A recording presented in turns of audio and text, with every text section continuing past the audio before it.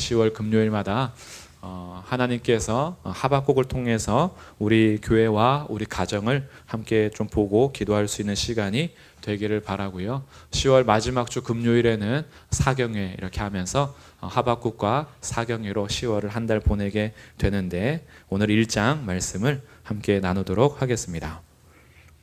먼저 이 하박국은 사람 이름이고요, 선지자 하박국입니다. 선지자 하박국이 하나님 앞에 묵시로 받은 말씀인데, 그 말씀에 대해서 받을 때 환경과 그때 상황들은 예레미야가 활동했던 시대와 비슷합니다. 그럼 예레미야가 활동했던 시대는 어떤 시대냐 하면 그동안 중동 지방의 패권을 잡고 있던 아시리아가 멸망하고요, 바벨론이 신흥 세력으로 등장해서 점점 힘을 키워갈 때입니다. 그러니까 성경에 등장하는 아수르가 멸망을 한 거예요. 북쪽 이스라엘을 멸망시켰던 그 나라가 바벨론에 의해서 멸망하고 바벨론이 힘을 키워가고 있어요. 그 밑에서는 어떤 나라가 버티고 있냐 하면 애굽이라는 나라가 큰 나라를 이루고 있습니다. 그래서 북이스라엘은 이미 멸망한 상태고 남쪽 유다가 바벨론과 애굽 사이에서 갈팡질팡할 때입니다. 하나님께서는 이 하나님의 백성들에게 늘 말했던 것이 뭐냐 하면 강대국을 의지하지 말고 오직 여호와만 의지할 것을 계속해서 선지자들을 통하여 외치는데, 이 정치인들과 백성들이 항상 하나님만 의지하는 것이 아니라 온갖 우상들을 섬겨가면서 바벨론에 붙을 것인가 애굽에 붙을 것인가 이런 것에 항상 갈팡질팡하는 정치적인 모습을 띠고요. 그러다 보니까 국제적인 정세에 대해서 눈치 게임이 시작이 되는 거죠. 어디에 붙어야 우리나라가 살 것인가. 아무래도 약소국은요, 혼자서 버틸 힘이 없습니다. 약소국은 어쨌든 강대국의 눈치를 볼 수밖에 없는데, 하나님께서는요 어떤 강대국보다도 강하신 분이십니다. 그래서 하나님은 강대국을 의지하지 말고, 너희들의 지혜도 의지하지 말고, 너희의 군마를 의지하지 말고 오직 나만 의지해라 라고 끊임없이 말씀하시지만, 약소국에 있는 이 유다 백성들과 왕과 신하들은 끊임없이 바벨론에 설 것인가 애굽에 설 것인가 이런 것을 계속해서 재고 있는 상황입니다. 그리고 결정적으로 이들이 선택을 하는 것은, 아무래도 애굽은 벌써 오랫동안 이어오는 나라니까 애굽만한 나라가 어디 있냐, 바벨론은 이제 막 시작한 국가니까 그렇게 점점 힘은 키워가지만 애굽을 의지하는 것이 훨씬 더 우리에게 안전하겠다라는 막 이런 추세들이 지금 정치적인 상황이고요, 종교적인 상황에서도요 많이 무너져 있을 때입니다. 여러 가지 종교 개혁과 또 성전을 깨끗하게 하는 일들이 일어나기는 했으나 겉으로만 깨끗하게 됐지 백성들의 삶은 여전히 우상 숭배가 가득했고요, 하나님의 말씀 앞에서는 순종하지 않아서 예배는 드리나 삶에서는 여전히 불의와 악함이 가득했던 시대입니다. 그래서 예배 드리는 것이 다 가증한 것이었어요. 주 앞에 나와서 기도하는 것도 다 가증한 것이었어요. 왜냐하면 모여서 성전에 모여서는 제사를 드리고 집에 돌아가서는 각자 자기의 신들을 섬겨가던 시대입니다. 자기의 이익에 따라서 자기 욕심에 따라서 여러 가지 신들을 섬겨가며 부패했던 시대가 종교적인 상황이고요, 도덕적으로나 윤리적으로는 어땠는가? 우상을 섬겨가면서 성적으로도 굉장히 타락하고요, 거짓과 이 불의함, 강포와 악독함이 가득해서 권력과 힘 있는 자들은 끊임없이 고아와 과부, 약한 자들, 소수의 백성들을 끊임없이 짓누르고 자신들의 권세와 힘을 과시하면서 돈 많으면 불법도 법이 되고 합법이 되고, 돈이 없으면 합법도 불법이 되는 그런 시대 속에서 정의가 실현되지 못하는 윤리나 도덕적으로도 타락한 시대가 하박국이 말씀을 전파하는 시대의 배경입니다. 그러면 이것이 과연 하박국 시대에만 그럴까? 오늘날은 어떤가요? 오늘날 약소국에 살아가는 우리 국민이죠. 대한민국은 절대 강대국이 아닙니다. 우리도 언제든지 약소국가로서 강대국의 눈치를 보면서 살아왔던 역사 속에서 어디에 항상 붙을 것인가 라는 것을 눈치 게임을 해야 되는 것이 우리들의 현실이고요. 그러면 종교적으로는 과연 우리가 경건하고 신실한가? 그렇지가 않죠. 점점 더 교회들은 무너져가는 모습 속에서 성도들도 함께 모여 주님 앞에 예배는 하나 각자의 삶에서 내가 원하는 것들에 대해서 숭배하며 살아가는 시대. 그래서 내 머리가 나의 신이 되고 내가 가진 재산과 권력이 내가 섬기고 의지할 대상이 되며 내가 배운 학식과 내가 가진 철학과 내가 생각했던 경험들, 체험했던 것들이 나의 신이 되어서 여전히 우리들은 하나님 외에도 의지할 것이 많은 이런 시대를 살아갑니다. 윤리적으로나 도덕적으로는 어떤가? 우리도 사실은 타락할 대로 타락한 시대를 살아가죠. 이제는 우리 자녀들을 어디에도 마음 놓고 내놓을 수 없는 시대를 살아갑니다. 워낙 부패해서요. 이제는 웬만한 범죄는 뉴스에도 나오지 않아요. 그거는 충격도 아니고요. 웬만한 범죄들은요, 사건도 아니에요. 어마어마한 것들이 나타나야지만 사건이 되는 이런 윤리와 도덕적으로도 굉장히 무너져 있는 시대를 살아갑니다. 이럴 때 신실하게 살아가는 소수의 믿음의 사람들이 하나님 앞에 외치는 소리가 하박국의 첫 번째 호소입니다.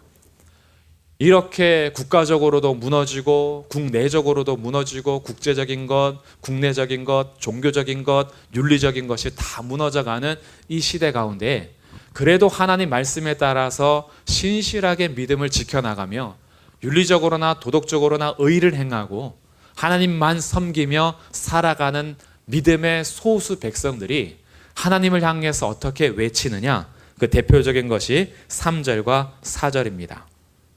어찌하여 내게 죄악을 보게 하시며 패역을 눈으로 보게 하시나이까?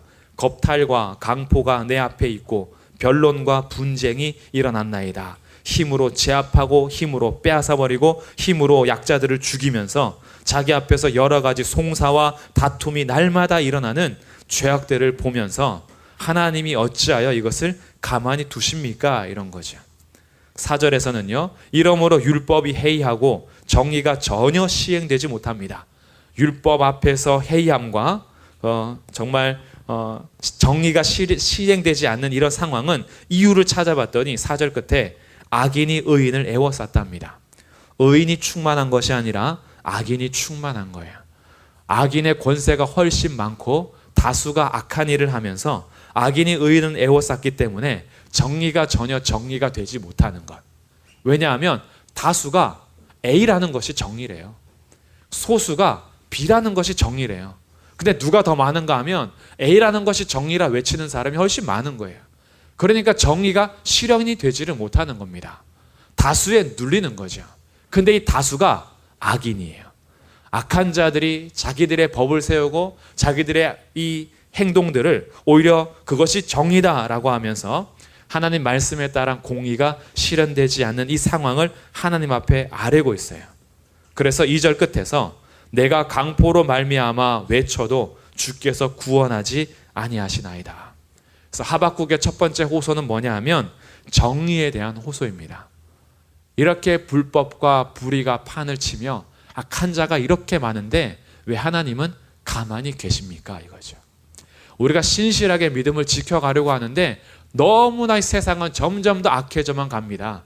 하나님 어찌하여 가만히 계십니까? 이거죠. 하나님이 심판하셔야 되지 않습니까? 교회가 무너져가고 있으며 윤리와 도덕이 완전히 망가지고 세상의 모든 것들이 다 무너져는 이 땅 가운데 어찌하여 하나님 가만 계시냐 이거죠. 의인은 계속해서 고난과 박해를 당하면서 악인들이 판을 치고 있는데 하나님이 가만히 계심에 대해서 하박국이 호소하는 내용이 첫 번째 호소예요. 이런 호소들이 오늘 우리들에게도 있겠죠.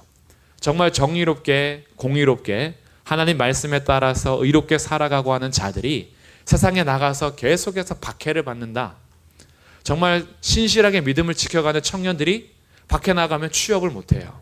정말 신실하게 도덕적으로 살아가는 청년들이 밖에 나가면은 오히려 부도덕하고 악한 자들에게 눌려가지고 자기의 이 삶을 지켜나가기가 힘든 거죠.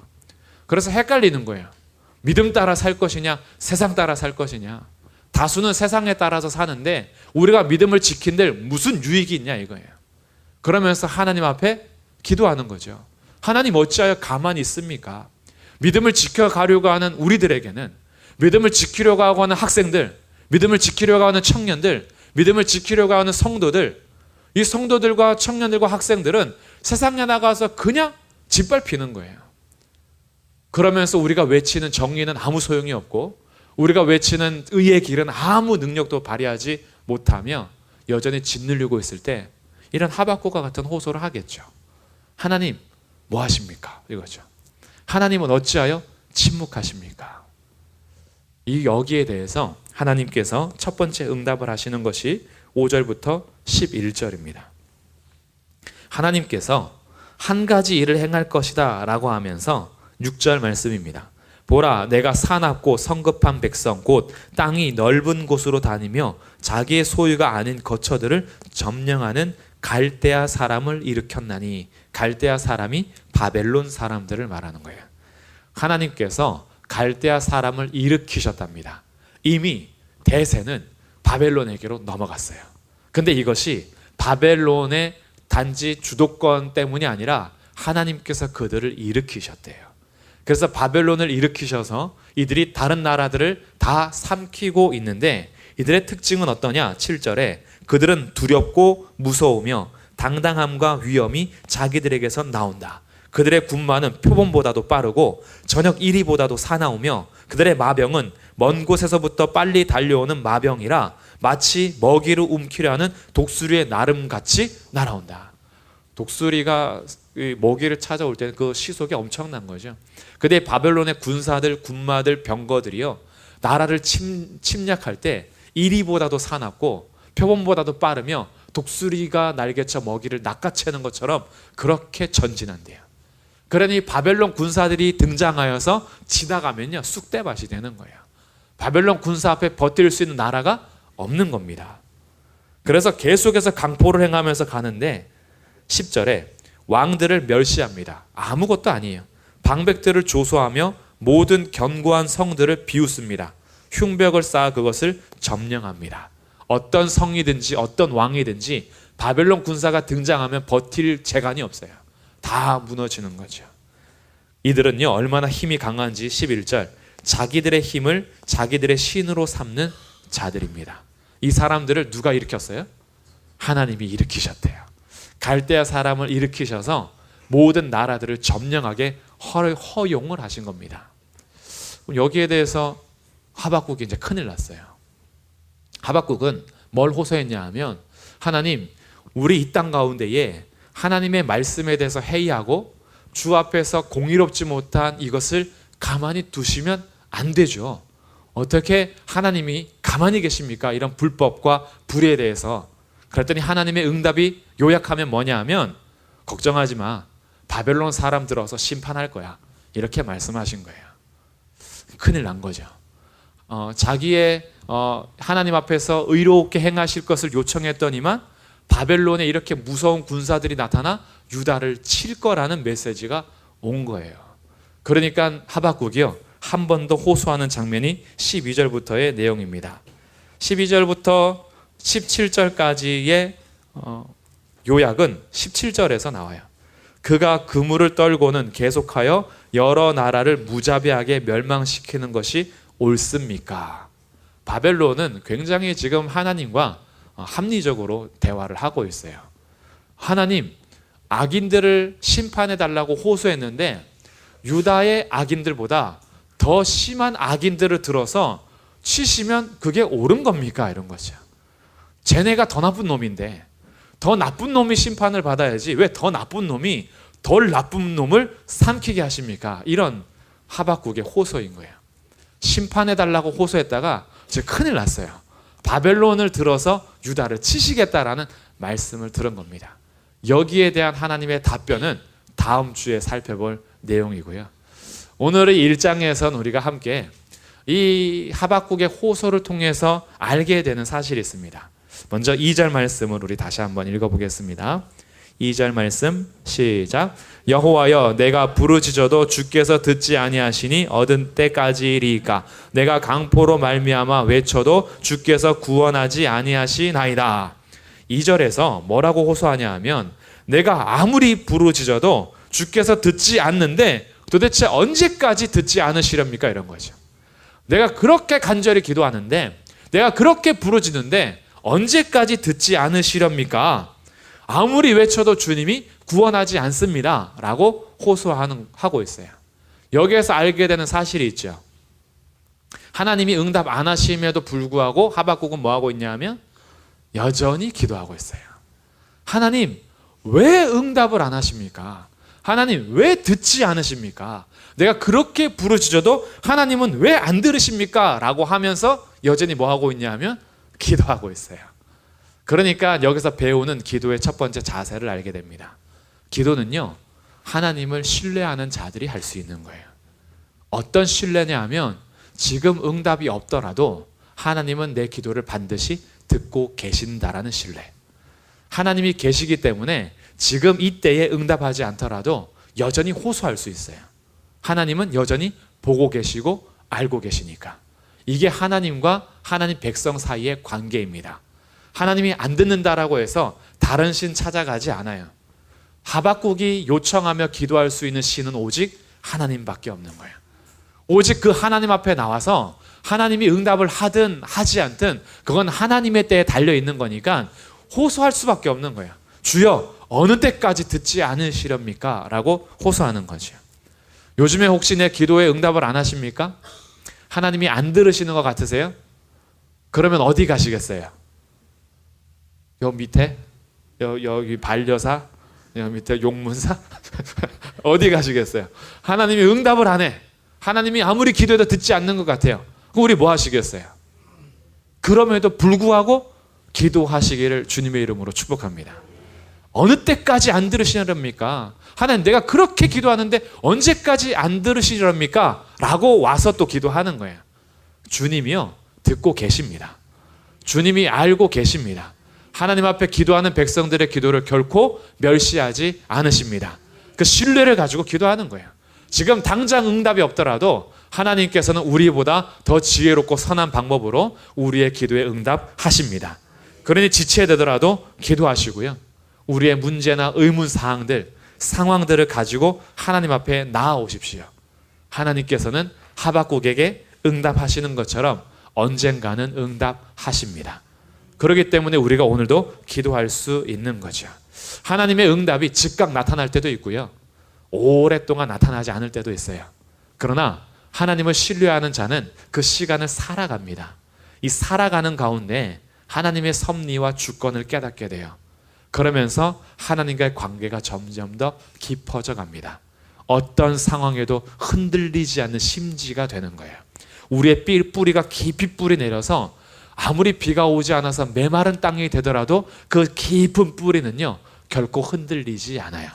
바람이 불어서 막 우리를 폭풍 가운데 하더라도요 뿌리가 깊이 박혀있는 그 나무는 결코 뽑히지 않아요. 하나님께서는요 이런 관계로 우리를 초대하셨습니다. 그러니까 응답이 없더라도 나와서 왜 응답 안 하냐고 그렇게 외치세요. 주님이 들으십니다. 언제 포기하지 마시고. 두 번째 우리가 알게 되는 사실은요 3절과 4절에서 하나님 어찌하여 죄악을 보게 하시고 패역을 눈으로 보게 하십니까? 라고 하면서 하박국의 관심을 표현하는데 하박국의 관심은 정의에 대한 관심이에요. 정의에 대한 관심을 가지고 하나님 앞에 호소하는 겁니다. 이 땅의 불의와 교회 공동체의 불법, 말씀에 대한 해이함이 있을 때 우리가 해야 하는 건 뭐냐 하면 하나님의 의에 대한 관심을 가지고 하나님의 공의가 이 땅에 실현되도록 기도해야 되는 것이 오늘 우리들의 책임이에요. 세상은 어차피 썩어질 거니까 썩을 대로 썩어라 이렇게 냅두는 것이 우리의 책임은 아니고요.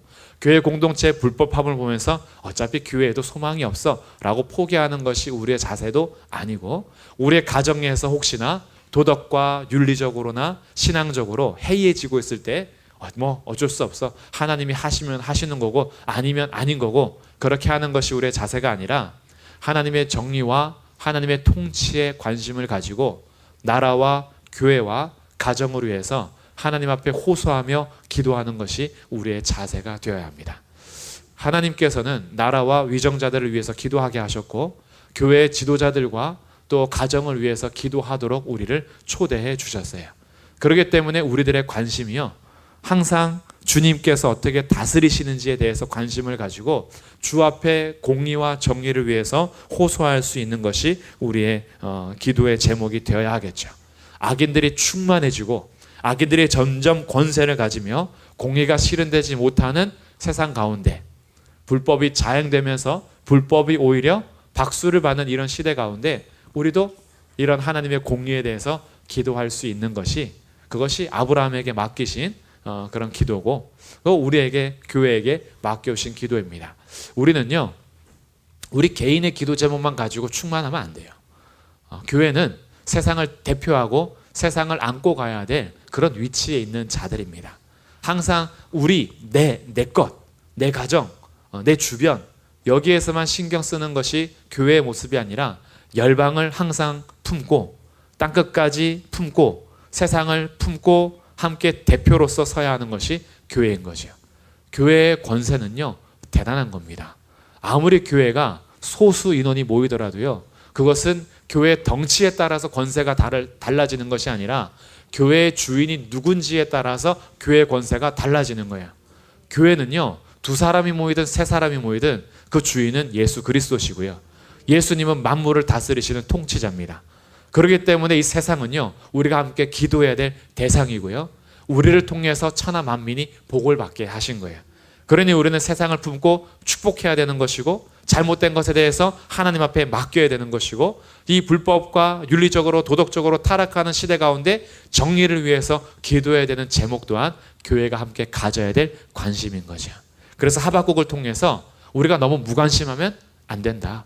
불법과 불의와 그리고 이런 여러 가지 타락 상황 가운데 포기하는 것이 아니라 주님이 오시면 새하늘과 새 땅, 새 창조가 완성되겠지만 그 아래 살아가는 우리들은요 여전히 이 세상을 품고 기도해야 되는 대표가 되어야겠다. 이것이 우리 2번째 삶이고요. 3번째 마지막 하나님의 심판이 반드시 있습니다.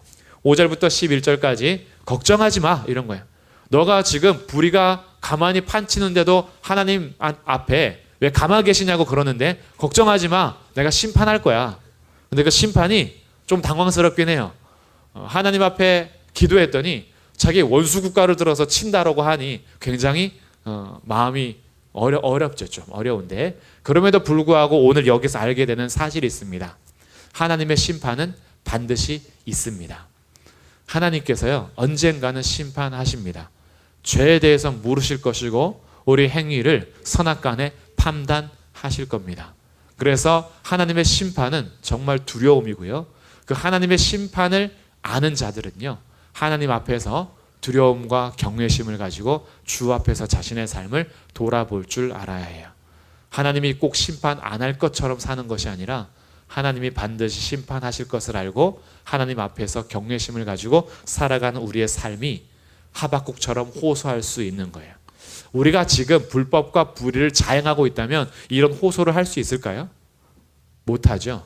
하나님 제가 불법을 저질러도 걸리지 않게 해주십시오. 이렇게 기도하겠죠. 제가 지금 굉장히 불의하지만 하나님 은혜를 베푸셔서 눈 감아주시고 그래도 잘 살게 좀 도와주십시오. 이렇게 하겠죠.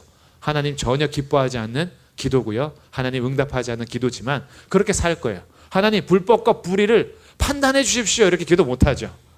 그러니 하나님의 심판이 반드시 있음을 믿는 자들은요 우리의 삶 하나하나를 하나님 앞에 세워가는 거룩한 삶을 살기 위해서 노력을 할 겁니다. 그래서 오늘 이 1장의 말씀을 가지고 먼저 첫 번째는 하나님이 응답하지 않는 것 같아도 반드시 하시니까 어떤 자리에 있든지 간에 하나님 앞에 기도하러 나오셔라. 하나님 언젠가는 반드시 응답하신다. 우리의 기도 제목은 나의 안에서만 가두지 말고 열방과 세상을 품고 함께 기도하는 공의를 부탁하면서 기도해야 되는 교회가 되어야겠다. 3번째, 하나님 심판 반드시 있으니까요. 하나님 앞에 두려워함으로 우리의 삶을 정돈하면서 하루하루 거룩하게 살아가시는 그런 삶이 되시기를 주님의 이름으로 축복합니다. 아멘.